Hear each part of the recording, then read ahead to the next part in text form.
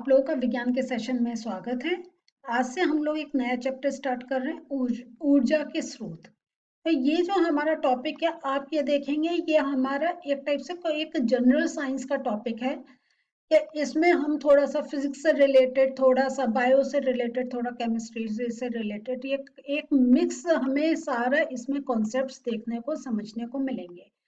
तो ये जो हमारा ऊर्जा ऊर्जा हमने अपने जब जीव विज्ञान पढ़ रहे थे, डाइजेशन का प्रोसेस पढ़ रहे थे या रेस्पिरेशन का, तो हमने देखा था कैसे हमारे शरीर को ऊर्जा मिलती है। जब जो हम खाना खाते हैं, ऑक्सीजन के साथ उसका रिएक्शन होता है, हम उससे हमें ऊर्जा मिलती है जिससे हम कार्य अपना करते हैं दिनचर्या का। अब ये तो एक ऊर्जा जो हमारे शरीर में उत्पन्न हुई, लेकिन हमें बाहर से भी ऊर्जा मिलती है। वो किस प्रकार की ऊर्जा है? जैसे हमें जल से मिलती है, हमें वायु से मिलती है।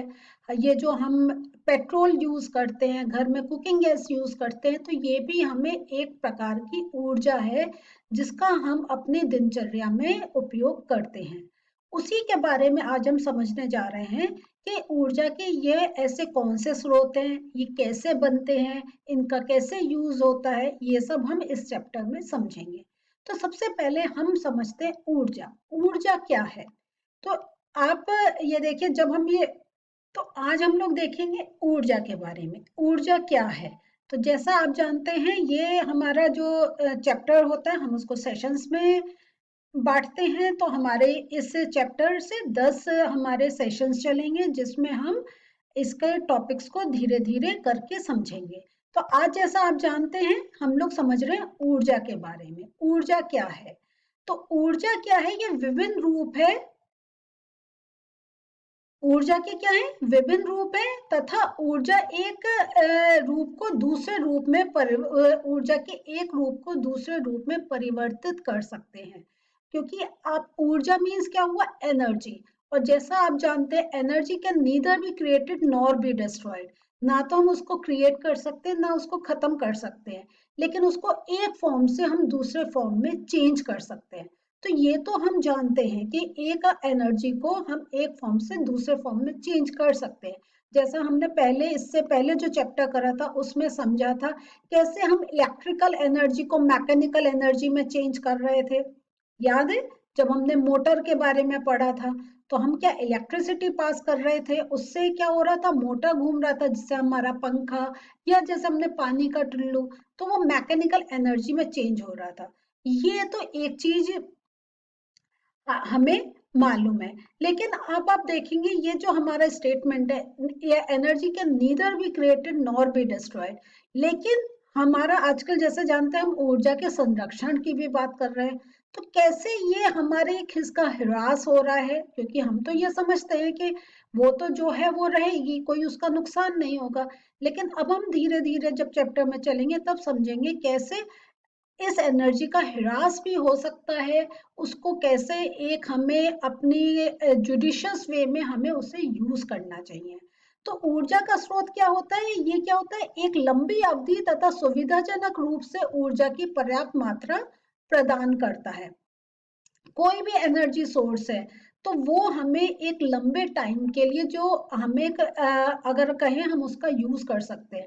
तो ये जो एनर्जी सोर्स है, अगर हम कहें तो ये नेचुरल जो मिल रहा है, जैसे सूर्य से जो हमें मिल रही है, पानी से जो हमें मिल रहा है, तो ये जो एक एनर्जी मिल रही है, इसको हम काफी लंबी अवधि तक उसको हम यूज कर सकते हैं। लेकिन जैसा आप जानते हैं कि जब पॉल्यूशन हो रहा है, कुछ ऐसा हमारे, या पॉपुलेशन इतनी ज्यादा हो रही है और जिन सोर्सेस से ये ऊर्जा मिल रही है वो सोर्सेस ही खत्म हो रहे हैं, तो हमें एक कहें तो एक हमारे एक जागरूक होने की बात है, एक हमें जागरूकता लानी चाहिए कि कैसे जे कि जो सोर्सेस हैं एटलीस्ट वो तो डिस्ट्रॉय नहीं हो। जैसे हम पानी का लेते हैं, आप अभी इस चैप्टर में पढ़ेंगे कि हम पानी से भी हम ऊर्जा लेते हैं। अब ये जो, अगर वो पानी कहाँ से, हमें समुद्र से मिल रहा है, नदियों से मिल रहा है। अगर नदियां खत्म हो जाएं, समुद्र श्रिंक होते चले जाएं, उनमें पॉल्यूशन हो, तो क्या हमें वो एनर्जी मिलेगी? नहीं मिलेगी। तो देखिए, हमारा जो एक पहले जो स्टेटमेंट था, energy can neither be created nor be destroyed. लेकिन अगर जो सोर्स है वो ही डिस्ट्रॉय हो गया तो हमारी एनर्जी लेने में भी एक कमी आ जाएगी। तो जो एक अगर कोई ऐसी से हमें एनर्जी मिल रही है जिसको हम लंबे समय तक यूज कर सकते हैं, तो एटलीस्ट हमें उन सोर्सेस का ध्यान रखना पड़ेगा, उनको संभल के देखना पड़ेगा। किसी भी भौतिक अथवा रासायनिक प्रक्रम में कुल ऊर्जा अपरिवर्तित रहती है। जैसा मैंने बताया था कि जब भी कुछ होता है एक एनर्जी दूसरे एनर्जी फॉर्म में चेंज हो जाती है। लेकिन अब जैसा मैंने अभी थोड़ी देर पहले ही बोला था कि हमें एक जागरूक होने की बात है, तो उसका एक पहले एक हम उससे रिलेटेड एक एग्जांपल ले रहे हैं कि आप ऐसा समझें कि कोई एक मोमबत्ती है, ठीक है। अब वो क्या हो रही है, उससे हमें ऊष्मा भी मिल रही है और प्रकाश भी मिल रहा है, ठीक है।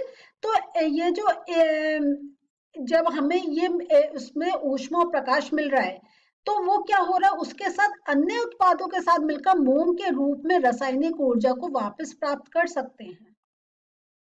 ये एक आ गया आपके सामने क्वेश्चन कि अगर हमने उससे ले लिया, हमने क्योंकि प्रकाश आया, प्रकाश से ऊष्मा आई या कहीं इतना ज्यादा हीट अप हुआ कि उससे प्रकाश मिला, ये तो एक फॉर्म हो गया।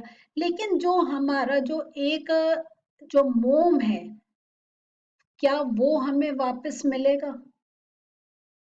नहीं। हाँ, जो मेल्ट हो गया, जो आपको नीचे जमा हुआ मिला नहीं, लेकिन वो क्या हो गया, वो हमारे कहाँ कहीं एटमॉस्फेयर में वो इवोपरेट होके कहीं चला गया। तो ये देखें तो ये हमें अगर अब हम देखें तो थोड़ा एक हमें कॉन्ट्रडिक्शन मिल रहा है कि जो एक एनर्जी दूसरे एनर्जी में चेंज हो रही है, लेकिन कहीं कहीं इसका ह्रास भी हो रहा है।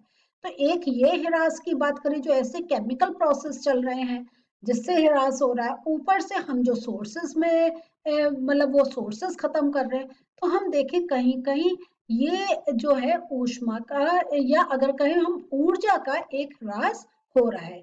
तो अतः कार्य करने के लिए जिस किसी ऊर्जा के स्रोत का उपयोग करते हैं वह उपभुक्त हो जाता है और उसका पुनः उपयोग नहीं किया जा सकता है। तो काफी ऐसे हमारे पास सोर्सेस हैं जिनका अगर हम यूज कर लें वो फिर से हमारे यूज में नहीं आ सकते। कोई और एग्जांपल आपके दिमाग में आ रहा है ऐसा कि हम उसको अगर उसको यूज कर लें वो वापस हमें नहीं मिलेगा? हाँ, बिल्कुल ठीक सोच रहे हैं। अगर जैसे पेट्रोल, डीजल, है ना, कोयला, ये सब क्या है, हमने यूज करा तो क्या वो उसने हीट अप हुआ, उसने लाइट भी दी, उसने हमें एनर्जी भी दी, ऊर्जा भी दी जिससे हमने काम करा। तो वो तो एनर्जी फॉर्म चेंज हो गया, लेकिन जो सोर्स है वो तो एक बार यूज करा वो खत्म। तो इसका मतलब है वो जो सोर्स है वो हम जो उसका बनने का प्रोसेस है वो इतना स्मूथ होना चाहिए कि कंटिन्यूस हमें मिले। लेकिन आजकल क्या ये पॉसिबल हो रहा है? नहीं, क्योंकि पॉपुलेशन बढ़ रही है, उसका यूज बढ़ रहा है और जो प्रोडक्शन सोर्स है वो कम हो रहा है। तो ये एक हमें गैप आजकल देखने को मिल रहा है। अब हम देखें, जब हम ऊर्जा की बात कर रहे हैं तो ऊर्जा की आवश्यकता किस लिए? कुछ सोच सकते हैं किन किन कार्यों के लिए हमें ऊर्जा चाहिए? सोचिए थोड़ा।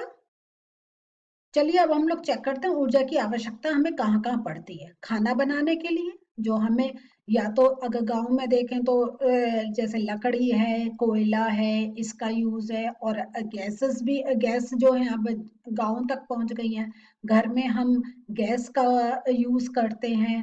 और फिर उसके साथ बहुत से लोग हीटर पे अपना खाना बनाते हैं। तो इस प्रकार से हमें खाना बनाने के लिए आवश्यकता है ऊर्जा की। प्रकाश को उत्पन्न करने के लिए हमारे लिए ऊर्जा की आवश्यकता है।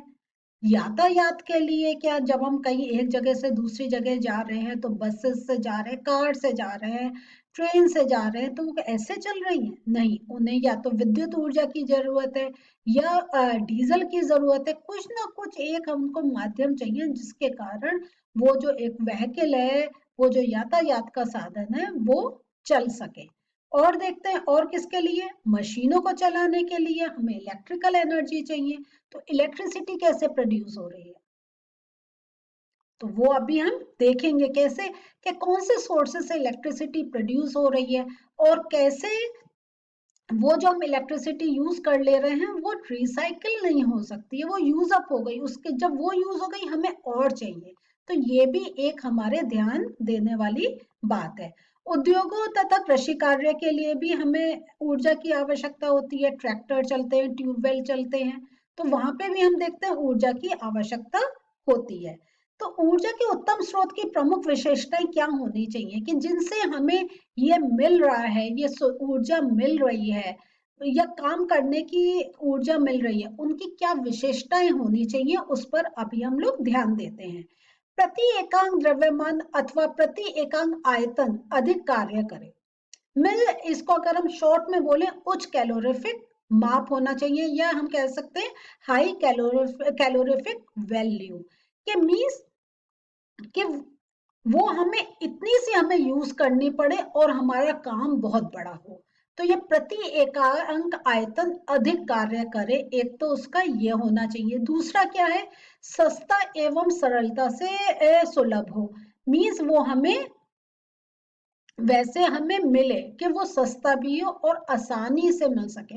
क्योंकि अगर हमें ये जिससे हमें ऊर्जा मिल रही है उससे जो हम कार्य कर रहे हैं महंगा होगा तो या तो हम वो कार्य नहीं करेंगे, या अगर हम कहें तो हमारी इंडस्ट्रीज में उसकी प्रोडक्शन कॉस्ट इतनी आ जाएगी कि जो चीज हम उस ऊर्जा को लेकर एक बना रहे हैं वो फिर लोग उसका यूज नहीं कर पाएंगे। अगर जैसे हम कहें डीजल महंगा हो जाए तो जो किसान है जो ट्रैक्टर से आसानी से कार्य कर सकता है उसके पास पैसे नहीं है तो वो डीजल से अपना ट्रैक्टर नहीं चलाना चाहेगा, वो क्या करेगा, वो हाथों से काम करेगा, तो उसका जो प्रोडक्शन है वो कम हो जाएगा। तो ऊर्जा के उत्तम स्रोत के जो है हमारे पास, उनकी विशेषताएं में ये बहुत एक इम्पोर्टेंट पॉइंट है कि वो आसानी से हमें मिले और वो सस्ता भी हो। भंडारण तथा परिवहन में आसान हो। तो ये भंडारण मीन्स जब हम इसको कहीं एक जगह कलेक्ट करके रखते हैं तो उसमें ये नहीं हो कि उसके लिए बहुत ज्यादा हमें कुछ ऐसा करना पड़े, कुछ वो जो जहां उसका भंडारण है वहां पे हमें और चीजों का बहुत ज्यादा ध्यान देना पड़े जिससे उसकी कॉस्ट और ज्यादा हो जाए। और हम जानते हैं कि ये जो ऊर्जा के स्रोत हैं वो हर स्थान पे नहीं, वो कहीं होते हैं। जैसे पेट्रोल की बात करें, डीजल की, तो क्या हमारे गांव में हमारे शहर में पेट्रोल और डीजल हो रहा है? नहीं, है ना, वो कहीं बाहर से आ रहा है। तो अब हम देखते हैं कि जब उसका ट्रांसपोर्टेशन है तो उसमें डिफिकल्टी नहीं आनी चाहिए। अगर वो ट्रांसपोर्टेशन में डिफिकल्टी है तो वो जहां उस वो ऊर्जा के जो एक अगर कहीं उसका एक प्रोडक्शन हो रहा है तो वो वहीं से कहीं और जाने में नहीं जा पाएगा। तो हो तो होएगा तो वो ऊर्जा का स्रोत, लेकिन और जगह नहीं जा पाएगा तो उसका उपभोग बाकी लोग नहीं कर सकेंगे। पर्यावरण को प्रदूषित ना करें, ये बहुत इंपॉर्टेंट है कि आज हम एक ऊर्जा स्रोत का यूज कर रहे हैं लेकिन उसका क्या हो रहा है, पर्यावरण पे बहुत इफेक्ट पड़ रहा है, पॉल्यूशन हो रहा है जिससे और जो सोर्सेस हैं वो इफेक्ट हो रहे हैं। तो ये हमें ध्यान देना चाहिए कि जो ऊर्जा के स्रोत होते हैं उनका वो प्रदूषण वो नहीं फैलाएं। कुछ कार्यों को करने के लिए किसी विशेष ऊर्जा स्रोत अथवा ईंधन का चयन अनेक कारकों पर निर्भर करता है। कि हम ये देखते हैं कि क्या एक हमारे लिए एक जुडिशियस यूज होगा कि कौन सी चीज कौन सा जो हमारा सोर्स है वो कम पैसे आसानी से भंडारण की बिना ज्यादा दिक्कत करे हम उसका उपभोग कर सकते हैं। तो जैसे हम देखें पेट्रोल और डीजल, तो पेट्रोल महंगा होता है, डीजल सस्ता होता है, तो जो ट्रैक्टर होते हैं वो डीजल पर चलते हैं। हमारे जो ऐसे हम कितने और वाहनों को देखें जो डीजल से चलते हैं, मशीन हैं वो कुछ डीजल से, या कहीं अगर हम देखें तो इलेक्ट्रिसिटी। और अभी आप देखेंगे कि इवन हमारा क्या सोलर एनर्जी से यूज करके चला सकते हैं।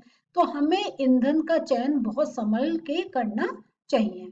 किसी ईंधन का चयन करते समय हमें सबसे पहले क्या प्रश्न पूछना चाहिए, ये दहन में कितनी ऊष्मा मुक्त करता है, मींस हम ये तो नहीं है बहुत ज्यादा यूज कर रहे हैं और जो हमारे कार्य करने की ऊष्मा है वो थोड़ी मात्रा में। तो हमें इस बात का ध्यान देना चाहिए कि वो कितनी उसकी जो क्वांटिटी है उसका दहन हो रहा है और कितनी ऊर्जा हमें प्राप्त हो रही है।